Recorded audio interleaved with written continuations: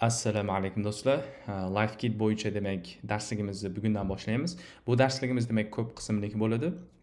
Bugun demak birinchi darsimiz hamda LifeKitga kirish, ya'ni LifeKit o'zi nima, LifeKit orqali nimani qilishimiz mumkin, dars oxirida qaysi holatga chiqishimiz bo'yicha demak qisqacha video darslik bo'ladi. Ekran share qilib oldim. Aynan mana shu yerdan darsligimizni boshlasak bo'ladi.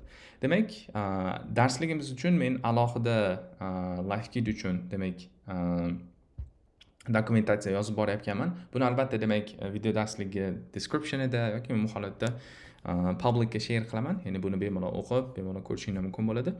Dars boshlashdan oldin birinchi navbatda men ko'rsatib o'tmoqchi bo'lganim aynan shu, ya'ni Abduvaytov ya'ni o'zimning kanalimga 2 oy oldin AI endi odamdek gaplasha oladi degan holatda video chiqargandim. Ya'ni bu yoqda biz o'zimizdan shu, ya'ni kompaniyamizda qilinayotgan proyektni qaysidir holatda walk through qilganman. Ya'ni bu yerga detal holatda kirmaganman, ya'ni qanaqa kod yozilgan yoki detalli holatda kirilmagan programming tomonlama. Demak, faqatgina product qanday ishlayotganligi holatiga demak kirib o'tirgan. Bu yerda ko'radigan bo'lsak, hozir keraksiz minutni o'tkazib qo'yaveray. Xo'p, demak, bu yerda biz qaysi holatda form fill qilamiz, ya'ni kerakli ma'lumotlarni kiritib o'tamiz. Ana shunga ko'ra demak intervyungiz davom etadi, ya'ni ism nima, qaysi tilni tanlaysiz yoki umumiy holatda demak kerakli ma'lumotlar.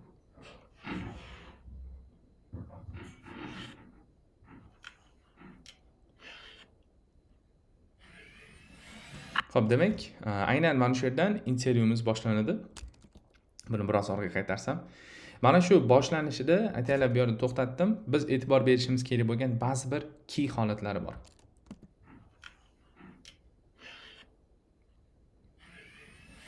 Hi there, I'm Alex. Ha. Mana shu yerda ko'radigan bo'lsak, biz meetingga kirdik. Meetingga kirishimiz bilan AI, ya'ni hi there, I'm Alex, ya'ni welcoming word bilan demak bizni kutib oldi. Ya'ni biz o'zimiz boshlamayapmiz, balki demak AI o'z avtomatik tarzda kirishimiz bilan kutib oldi. Ya'ni bu ham qaysidir holatda iloji boricha realroq holatda konferensiyani, ya'ni mana shu meetingga demak bo'lishiga o'z hissasini qo'shadi. Qisqacha ma'lumot beradigan bo'lsam, o'zi bu videoni ko'rish orqali nima, ya'ni bu ya'ni LifeKit orqali nima qilingan, hozir bu nima ish qilayotganligi haqida ham ma'lumot olishingiz mumkin bo'ladi. Umumiy holatda bizda bu demak intervyuga, ya'ni shu intervyuga bag'ishlangan conference desak bo'ladi, ya'ni interviewer bo'ladi, interviewee bo'ladi. Ya'ni intervyu oluvchi hamda demak intervyu beruvchi. Bu yerda demak kompaniya tomonidan savollar beriladi. Savollar demak avtomatik tarzda AI o'zi userlardan so'raydi.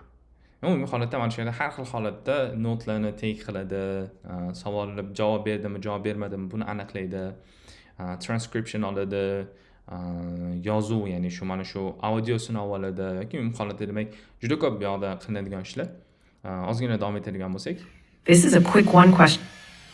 Aynan mana shu yerda ko'radigan bo'lsak, yana qo'shimcha ma'lumot sifatida aytib o'tishim kerak. Mana bu ayol, ya'ni bu o'zi ham demak AI orqali qilingan.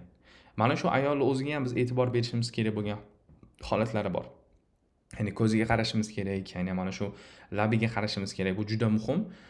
Chunki qanaqa so'z aytayotgan bo'lsa, qanaqa holatda demak impression, ya'ni shu hissiyot bildirayotgan bo'lsa, albatta demak ko'zi ham mana shu gapirishi, labi, umumiy holatda o'zini yuzini demak qimillatishi, hammasi demak iloji boricha gapirilayotgan gapga, berilayotgan savolga moslanib boradi. Ya'ni buni ham demak darsligimiz davomida ko'rib o'tamiz. Ya'ni mana shu nimada, ya'ni videoda qanaqa feature ko'rsatilgan bo'lsa, demak inshaalloh shu darsimiz oxirisida sizlar ham mana shu holatda qila oladigan darajaga chiqsangiz bo'ladi. Both Saudi Arabia and the UAE have unique qualities. It often depends on personal preferences or career goals.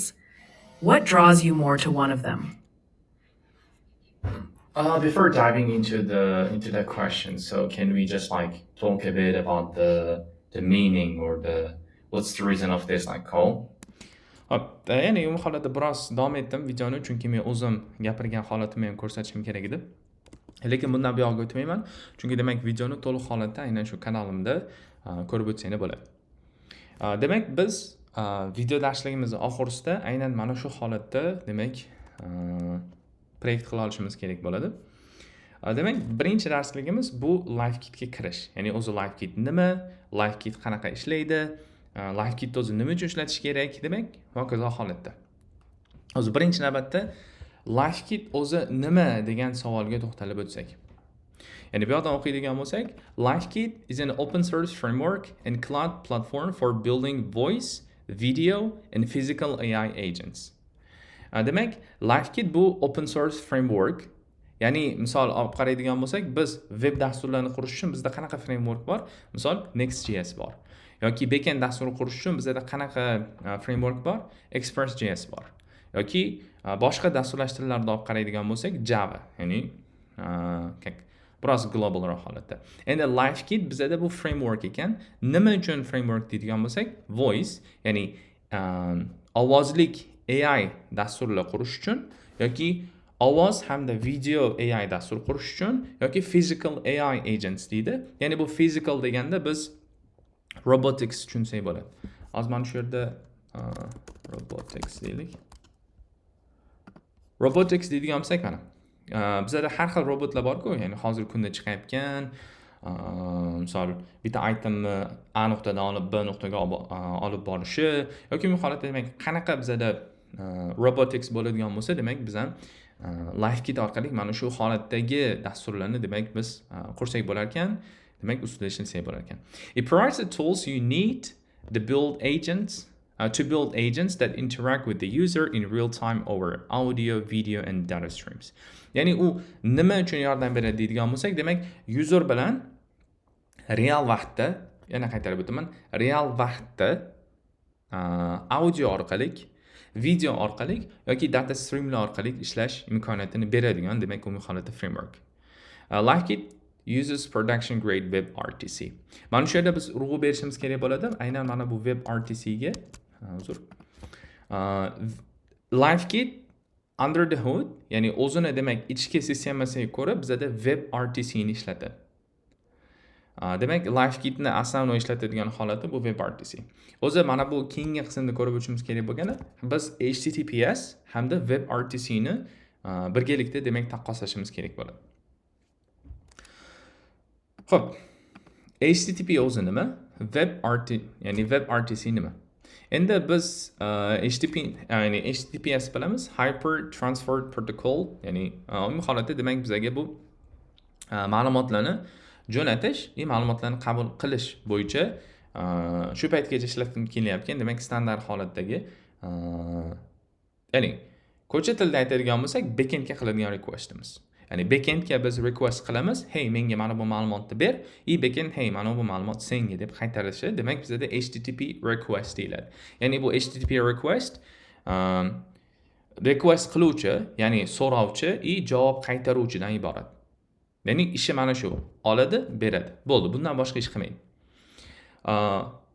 The Internet's core protocol weren't designed for real-time media. Aynan mana shu HTTP real time holatdagi media demak ma'lumotlarga yaratilmagan, ya'ni bu holat o'ylanilmagan ancha HTTP chiqqanda. Ya'ni media deganda nimani aytyapman? Bizda audio, ya'ni biz AI ga gapirishimiz mumkin real vaqt o'zida. Hey AI uni qil, buni qil, ya'ni bu nima degan holatda savol berishimiz mumkin. Ya'ni mana shu audio holat hisoblanadi. Yoki demak Zoom tasavvur qilaylik, Zoomda ham demak qaysi holatda AI agentlar bor. Demak bizda video bor, ham audio bor. Ko'radigan bo'lsak, ham video, ham audio holatda ham AI tushunishi mumkin. Ya'ni ko'rishi mumkin, nima ish qilayotganingizga qarab turib demak qaysi holatda javob berishi mumkin. Mana shu holatlardan demak bizda media degan tushunchani aytib o'tilyapti bu yoqda. HTTP aynan mana shuning uchun qurilmagan. Ya'ni bu holatda HTTP ni qurganda bu o'ylanmagan. Is optimized for request response communication. Ya'ni bizda HTTP, bizda request response. Ya'ni bundan oldin aytib o'tdim-ku. Ya'ni HTTP da faqatgina oluvchi qo'l, beruvchi qo'l bor. Faqatgina mana shu xolos HTTP. Bundan buyog'iga demak o'tmaydi. Which is effective for the web client server model, but not continuous audio and video streams. Ya'ni bu demak qaysi holatda backend hamda frontend oralig'idagi kommunikatsiya uchun bu juda qo'l keladi. Shuning uchun ham hozirgi paytgacha ishlatib kelyapmiz. Ya'ni bu demak o'sha o'yindan chiqib ketdi degani emas. Yo'q. HTTP juda ko'p holatda ishlatiladi. Lekin HTTP continuous holatdagi yuboriladigan so'rovlar uchun emas. Ya'ni bu qanaqa? Misol, hozir men to'xtamasdan gapiryapman. Agar HTTP da bo'ladigan bo'lsa, men to'xtashimni birinchi navbatda aniqlashimiz kerak. To'xtaganimni aniqlaganimdan keyin demak biz u yoqqa, ya'ni backendga so'rov yuborishimiz kerak bo'ladi. Hey, mana shu gapni user aytdi. Endi sen ana shunga ko'ra demak javob berishing kerak degan holatda biz request jo'natishimiz kerak bo'ladi. U requestni kutamiz. Lekin bu demak optimal holatda hisoblanmaydi AI ishlashiga. Chunki tasavvur qiling, har bitta siz gapirayotgan savolingizga demak orada kutyapsiz. Ya'ni nima? Misol tasavvur qilaylik, bugun Toshkentda ob-havo qanaqa deydigan bo'lsak, savolni berdik. Savol berganimizdan keyin biz demak qaysi zo'r holatda kutyapmiz? Bizni bergan savolimiz backendga jo'natilishi, backend uni o'z ichida demak javobini aniqlashi, bizga demak javobni qaytarishi. Ya'ni mana shuning uchun biz har safar kutamiz. Keyingisida ham yana kutamiz. Ya'ni bir marta savol bering, ya'ni what's the weather like in Toshkent? Ya'ni Toshkentda ob-havo qanaqa? What day is it today? Ya'ni bugungi sana qanaqa? Ya'ni bugungi kun qanaqa? Holatda mana shu savollarni bering. Har bitta savol berganimizdan keyin biz backendga request jo'natamiz. Backend uni qaysi zo'r vaqt oralig'ida ishlab chiqaradi, bizga javob qaytaradi. Javob bergandan keyin ya'ni boshqa savolni bersak bo'ladi. Bu o'ta buzilgan holatdagi AI interaction hisoblanadi. Ya'ni bu bizada demak umumiy holatda hozirgi kunda ishlatiladigan emas. Endi aynan mana shu muammoni hal qilish uchun demak bizga WebRTC kelib chiqqan. WebRTC is a browser native technology for transmitting audio and video in real time. Ko'radigan bo'lsak, WebRTC demak bu browserda native holatda qurilgan. Ya'ni xohlagan demak bizda browserimiz aynan mana shu WebRTC ni ko'tara oladi. Nima uchun kerak deydigan bo'lsak, bu audio hamda videolarni real vaqtda front-end, ya'ni shu client deyiladi bizda. Endi faqatgina front-end emas, balki client tushunchasini ham tushunishimiz kerak bo'ladi. Client hamda serverga o'rtasida demak ma'lumotlarni to'xtovsiz jo'natishda demak WebRTC foydalanadi hozirgi kunda. Unlike the general purpose transports such as WebSocket, WebRTC is optimized for media delivery. Ya'ni bizda WebSocket ham bor, agar olib qaraydigan bo'lsak. Endi to'g'risi mana shu video darslikda biroz advanced termlarni ishlatyapman, ya'ni WebSocket, HTTP, WebRTC yoki bundan oldin ham demak physical AI, ya'ni robotics degan tushunchalarni ishlatdim yoki juda ko'p so'zlarni ishlatdim, murakkab tuyulgan. Bularni ham demak descriptionga yozishga harakat qilaman. Agar descriptionga sig'masa albatta kommentga yozib pin qilib qo'yaman. Mana shu orqali ham o'qisanglar bo'ladi. Lekin bu darsligimiz qaysi zo'r holatda dasturlashda o'zini demak ilmi bor, tajribasi bor bo'lgan dasturchilarga. Chunki buni agar boshidan olib qaraydigan bo'lsak, biz ancha orqaga qaytishimiz kerak bo'ladi. Inshaalloh, ya'ni bular bo'yicha ham mana shu WebSocket o'zi nima yoki shu robotics yoki HTTP ga to'liq alohida ajratilgan darslikni ham chiqaraman. Lekin bu LiveKitdan boshlayapmiz. LiveKitda demak biz bilishimiz kerak bo'lgan ba'zi bir frameworklar yoki dasturlash tillari bor. Xo'p, WebRTC optimized for media delivery. Ya'ni WebRTC aynan mana shu media, ya'ni audio, videolarni demak yetkazish uchun optimallashtirilgan HTTP ni turi. Nima uchun deydigan bo'lsak, bu demak internetni holatiga qarab turib kачествоni, ya'ni shu videoni quality'sini tushirib ko'taradi. Misol hech o'ylab ko'rganmizmi? Misol biz qanaqadir video YouTube'da ko'radigan bo'lsak, internet tezligiga qarab turib videoni demak sifati ahsang tarzda YouTube'da yo tushib ketadi yo ko'tariladi. Ya'ni internetimiz past bo'ladigan bo'lsa 240 pikselga tushib qoladi yoki internetimiz yaxshi bo'ladigan bo'lsa 480, 720, 1000 demak 80 pikselga, umumiy holatda demak kattaroq piksellarga ko'tariladi. Aynan mana shu holatda demak WebRTC default holatda demak konfiguratsiya qilar ekan. Demak ko'rib o'tdik biz HTTP o'zi nima, qanaqa ishlardi, qanaqa muammolar bor edi. u muammoni hal qilish uchun qanaqa, ya'ni WebRTC chiqqanligi, ya'ni bu qanaqa ishlash. Yana qaytarib o'taman, LifeKit o'zini ichida WebRTC ishlatadi. Why we use LifeKit? Ya'ni o'zi LifeKitni nima uchun ishlatamiz? LifeKitni ishlatishimizda demak, mana bu yerda sabablarni keltirganman. Ya'ni ko'radigan bo'lsak bizda 4 ta sabab ekan. Bundan ham boshqa sabablar bo'lishi mumkin, lekin bugungi darsimiz uchun demak 4 ta eng muhimlarini sanab o'tganman. Build faster with high level abstractions. Use the LifeKit's agents framework for quick build production read AI agents with built-in support for speech processing, turn taking, multimodal events and LLM integration. Ya'ni umumiy holatda biz biror bir dastur qurmoqchi bo'ladigan bo'lsak, biz hech qachon detal holatiga kirmaymiz endi. Ya'ni bu bilan nima demoqchiman? Misol tasavvur qilaylik, bizda Next.js ishlatamiz. Ya'ni shu web dasturi qurish uchun. Next.js o'zida server side rendering, client side rendering yoki partial rendering, dynamic rendering, umumiy holatda juda ko'p texnikalar bilan kelib chiqadi. Mana shu holatda, ya'ni server side rendering, client side rendering, server side action, mana shularni atiga bitta key orqali, ya'ni use client deyish orqali demak server side dan client side ga avtomatik o'tkazib qo'yishimiz mumkin. Yoki use server orqali demak server action yaratishimiz mumkin bo'ladi. Ya'ni bittagina key orqali frameworkni o'zi bizada hamma qiyinchiligini, demak hamma ichidagi logikani hal qilib beryapti. LifeKit AI dastur qurganimizda xuddi mana shu ishni qilib beradi. Ya'ni AI dastur qurishda qanaqa qiyinchilik bo'ladigan bo'lsa, mana shuni hammasini demak LifeKit o'ziga oladi. Shuning uchun ham demak bizada abstraction, ya'ni tushunarsiz holatlar, juda ko'p yoziladigan kodlar, bu narsalar LifeKit orqali bo'lmaydi. Biz faqatgina LifeKit frameworkini ishlatamiz, o'zini klasslarini call qilamiz, o'zini demak ma'lumotlarni ishlatamiz, demak shu orqali agentlarni bemalol qursak bo'ladi. Bu yerda speech processing, ya'ni gapirilgan ma'lumotni ishlash, bu built-in, ya'ni aynan mana shu LifeKitda bu featurelar default holatda, ya'ni ichida qurilgan. Ya'ni buni birinchisi speech processing, ya'ni shu gapirilgan demak yozuv deyman, uzr, gapirilgan gap process qilishi, ishlab chiqishi, ya'ni bu orqali shu transcript olishi mumkin, tarjima uchun ishlatish mumkin. Demak, umumiy holatda biz xohlagan ishimizni qilsak bo'ladi, to'g'ri. Turn taking, ya'ni shu kimi navbatligi, umumiy holatda bizda turn taking. Bularni, ya'ni turn taking o'zi nimaligi, hammasini demak bu bo'yicha to'liq ma'lumot berib o'taman. Multimodal events, ya'ni multimodal event deganda mana shu yerda agar iloji bormi? Mana shu video darsligimizda event bor tushunchasi. Biroz o'tqizaylik. Mana shu yerda.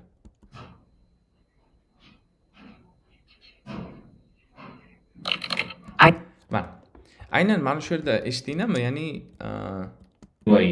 like kind of men gapiryapman, ya'ni javob beryapman savoliga. There's a lot of opportunity for everyone, but I would prefer definitely the KSA, yeah. Mana savoliga javob berib bo'ldim. Endi javob berganimda AI qaysidir holatdagi keyboardga yozgan holatda ovoz chiqaradi.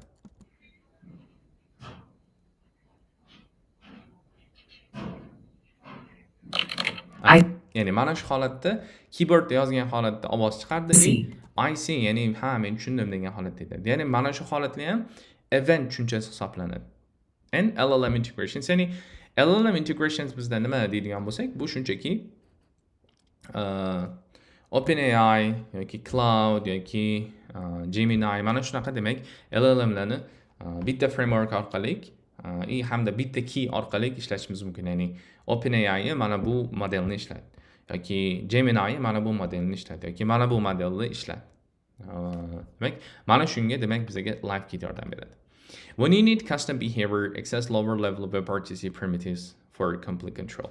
Ya'ni bu framework bo'lgani bilan, hamma shu qiyinchilikni olgani bilan ham biz o'zimizga ko'proq, agar senga yanada ko'proq feature, ya'ni ko'proq imkoniyat kerak bo'ladigan bo'lsa, mana shu frameworkdan tashqari, demak, o'zing ham WebRTCni qaytadan yozishing mumkin degan holatda aytib o'tyapti. Ya'ni shunaqa, LifeKit ham bizga ishimizni osonlashtirib beradi. Agar u osonlashtirgandan ham bizga qulaylik kerak bo'ladigan bo'lsa, WebRTC'ni yanada biz o'zimiz demak takomillashtirishimiz mumkin. Xuddi Next.jsga o'xshab.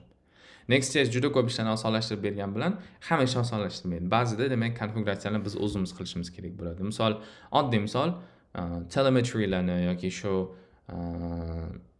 loggerlarni ulashda biz o'zimiz demak qaysi holatda kodlar yozib o'tishimiz kerak, integratsiya qilishimiz kerak bo'ladi. Demak, bu ham boshqa bir narsa. Keyingisi, write once, deploy everywhere. Aynan mana shu xususiyati LiveKitda juda mashhur qilgan. Ya'ni bir marta yozasiz, xohlagan holatda uni deploy qilsangiz bo'ladi. Ya'ni bu bilan nima demoqchiman? Both human clients, AI agents use the same SDKs and APIs. Ya'ni ham AI agentlar, ham demak human clientlar aynan bitta SDK ishlatadi. Ya'ni bizada SDK bor, hamda demak API bor. Bular unified. Ya'ni unified deganda bizda bitta quti bor, ya'ni uni razmerini aytaylik 3x4. 3x4 demak bitta bizada quti bor. Endi biz qanaqa yuk chiqarmoqchi bo'lishimizdan qat'iy nazar, biz ana shu 3x4 bo'lgan qutiga sig'dirishimiz shart. Chunki ana shu 3x4 qutini ichiga sig'dirsak, keyin konteynerga, ya'ni ko'proq sig'ishi mumkin. Yoki qaysi holatda hamma yuklar bir xil holatga keltirilishi mumkin. Endi aynan mana shu holatda LiveKit bizga o'zini SDK'si, o'zini API orqali bizga hamma narsani unify qilib beradi. Ya'ni unify qilib beradiki, biz uni, ya'ni bir marta yozganimizdan keyin xohlasak veb-sayt uchun demak ishlatishimiz mumkin. Xohlasak iOS uchun ishlatishimiz mumkin. Xohlasak Android uchun ishlatishimiz mumkin. Xohlasak Flutter, xohlasak Unity. Demak, xohlagan holatda ishlatishimiz mumkin. Bizda bitta yozish usuli bor, u yozish usuli qanaqa sistema bo'lishidan qat'iy nazar.